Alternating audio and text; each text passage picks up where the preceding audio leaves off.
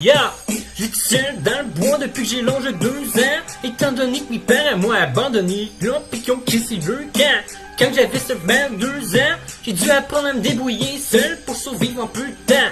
Je me souviens qu'avant, je parcourais la forêt, que j'étais le seul enfant. De toute la forêt, j'avais personne avec qui jouer, j'étais seul tout le temps. J'ai appris à pas avoir peur la nuit, tandis que j'étais seul, pis que les loups gueulaient tout le temps. Aujourd'hui, je vis dans la forêt depuis un méchant bout de temps. J'en suis jamais sorti, j'ai grandi seul dans la nature. Sans mes parents, j'ai eu la vie dure. J'ai d'abord appris à marcher pour ensuite pouvoir courir. Et puis ensuite, j'ai appris à chasser pour pouvoir me nourrir. Au début, je me nourrissais de carcasses d'animaux morts qui venaient tout juste de mourir. Il y a des jours quand j'étais enfant où j'avais tellement faim que pour me nourrir, j'ai dû manger des carcasses de conques bonbons qui étaient en train de pourrir. Rien afin pour mourir de faim, tout ce que je viens de vous dire est bel et bien vrai. Je viens tout juste de vous dire, non plus loin des souvenirs. J'ai eu passé mon enfance nue, sans aucun vêtement, dans une forêt manger de la viande crue.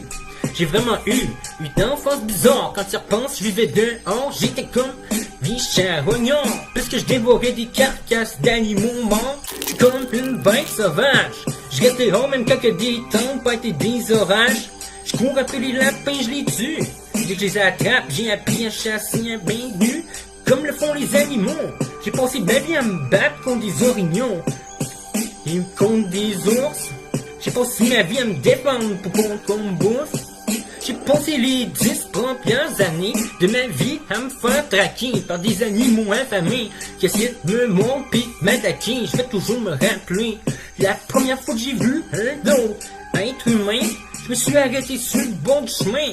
Je regardais marcher puis je comprenais plus rien.